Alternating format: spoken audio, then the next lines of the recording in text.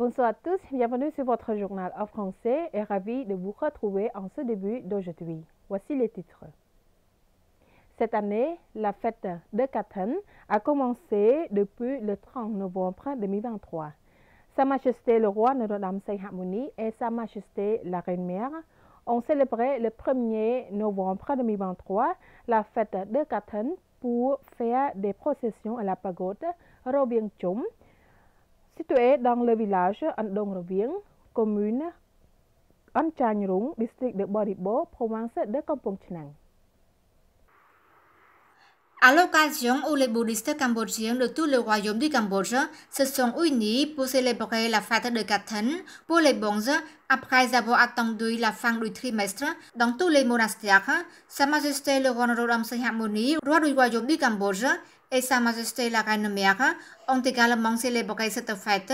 dans l'après-midi du 1er novembre 2023 pour faire des processions à la pagode Rovieng Chum, située au village Andong Rovieng, commune An Chanh Rung, district de Boribo, province de Kampong Chhnang. La cérémonie s'est déroulée en présence des membres de la famille royale, des hauts dirigeants et des fonctionnaires du palais royal. Veuillez noter que la fête de Kathan est l'une des grandes fêtes religieuses du royaume. Le terme Kathan, tiré du pali, signifie pièce d'étoffe ou chivara, vêtements monastiques qui offrent les fidèles aux bonzes qui ne peuvent quitter le pagode pendant 3 mois. La période de Kathan dure 1 mois du premier jour de la lune décroissante d'Asoch au 15e jour de la pleine lune de Kadak. សម្ដេចមហាបវរធិបតីហ៊ុនម៉ាណែត Premier ministre du Royaume du Cambodge, a rencontré ce matin à la ville de Takmau plus de 18 000 ouvriers venus de 29 usines basées à la ville de Takmau et de Kandasteng, province de Kandal. C'est la 8e fois que le Premier ministre a commencé les ouvriers après qu'il occupe le poste de Premier ministre du Royaume du Cambodge. Le principe terminer, savoir et avoir un travail, c'est le slogan clé de l'équipe chargée de la formation professionnelle et technique aux jeunes hommes et femmes issus de familles pauvres et vulnérables à travers le pays pour cibler et posséder les capacités et les compétences en adéquation avec les besoins de l'emploi et du marché. C'est ce qu'a prononcé ce matin Samdech Moha Bawor Thapadi Hun Manet, Premier ministre du Royaume du Cambodge, à l'occasion de sa rencontre avec plus de 18 000 ouvriers venus de 29 usines basées à la ville de Takmau et du district de Kandalsteng, province de Kandal. Selon lui, en tant que Premier ministre et homme politique, il est responsable de l'élaboration des politiques, de la planification, de l'attribution, du suivi, de la mise en œuvre et de l'évaluation afin d'assurer l'efficacité de la nation et du peuple. Par conséquent, le gouvernement royal du Cambodge met toujours en œuvre des principes pratiques et agit dans l'intérêt de la nation et du peuple. En ce sens, le Premier ministre doit travailler dur pour réfléchir au plan politique et expliquer au peuple afin de connaître et de comprendre exactement quels sont les avantages qui seront tirés de la direction du gouvernement royal.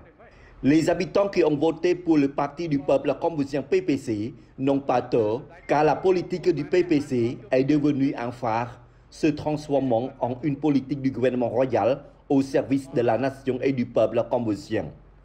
Samdech Thapadi Hun Manet a demandé au peuple cambodgien de bien profiter de cette opportunité pour obtenir l'aide et le développement afin de renforcer la capacité pour améliorer la qualité de vie.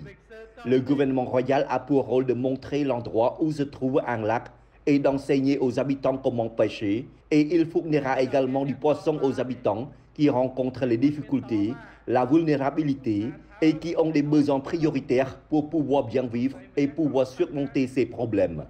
L'objectif de la formation professionnelle et technique se concentre sur les principes terminer, savoir et avoir un travail qui correspondent aux compétences nécessaires pour assurer un emploi et améliorer le niveau de vie. Dans le même temps, l'entreprise peut également recruter des employés dotés de réelles capacités pour travailler en fonction de leurs compétences et de leurs besoins, a souligné le Premier ministre. L'évaluation FMI de la situation de l'économie cambodgienne a montré une croissance d'environ 5,3% en 2023.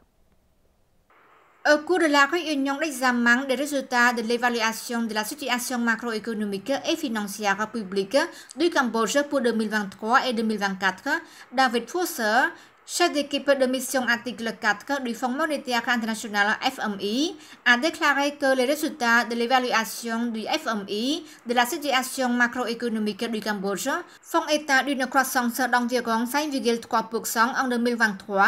soutenue par la reprise du tourisme et des services, combinée à une forte croissance et des exportations de produits manufacturés non vestimentaires, bien que les exportations de vêtements aient diminué, tandis que le domaine de construction et d'immobilier ont ralenti. L'inflation devrait ralentir pour s'établir à 2,3% en moyenne en 2023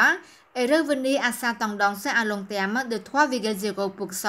en 2024 en raison de l'assouplissement du facteur prix. En outre, l'équipe de mission article 4 a donné des recommandations et un certain nombre de mesures et de politiques nécessaires, en particulier une combinaison de politiques entre la politique fiscale, la politique monétaire, le taux de change et les réformes structurelles. Son Excellence le vice-premier ministre a salué les résultats de l'équipe de mission article 4 de FMI sur la situation macroéconomique du Cambodge, en notant les similitudes dans l'évaluation des chiffres de croissance globale pour 2023 et à moyen terme dans l'avenir. Il a souligné que le gouvernement royal du Cambodge a été sur la bonne voie en continuant à mettre en place et à mettre en œuvre des interventions ainsi que d'autres politiques de soutien pour atténuer en profondeur les conséquences de crise du Covid-19 ainsi que les risques et les problèmes causés par des facteurs géopolitiques pour atteindre une efficacité maximale pour assurer la reprise des activités socio-économiques. Son Excellence Apiksantek Bandit Sosokha, vice-premier ministre et ministre de l'Intérieur, a inspecté le 1er novembre 2023 le poste frontière international de Poipet dans la province de Banteay Mean Chey. S'exprimant à cette occasion, son Excellence Apiksantek Bandit Sosokha, vice-premier ministre et ministre de l'Intérieur, a exprimé son appréciation et sa haute évaluation à tous les officiers de police de frontières internationales de Poipet qui ont travaillé dur et obtenu de bons résultats. Son Excellence le vice-premier ministre a demandé à tous les policiers de la porte internationale de Poipet de continuer à renforcer la discipline de l'unité interne et de prêter une attention professionnelle à la fourniture de services, de la facilitation, de résolution de problèmes au peuple cambodgien, en particulier aux touristes et aux investisseurs venus au Cambodge, et continuer à coopérer avec la partie thaïlandaise pour faciliter l'entrée et la sortie des populations des deux pays de plus en plus mieux, afin de mieux réprimer tous les crimes commis dans la zone géographique. Dans l'après-midi du même jour, son Excellence Apiksantek Bandit Sosokha a profité de l'occasion pour rencontrer et distribuer des dons de nourriture aux victimes des inondations dans la province de Banteay Mean Chey, au restaurant Stengsen du village de Kbalspien, Sangkat Phra Punlia, ville de Seray Sopwan. Son Excellence Umritrey, gouverneur de la province de Banteay Mean Chey, a rapporté que la province de Banteay Mean Chey a été touchée par des inondations de pluie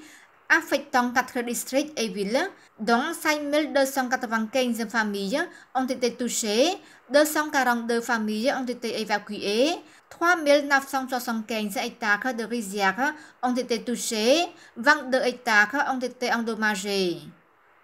Ces inondations ont été également touchées 19 hectares de plantations, 100 animaux, 21 écoles, 6 pagodes,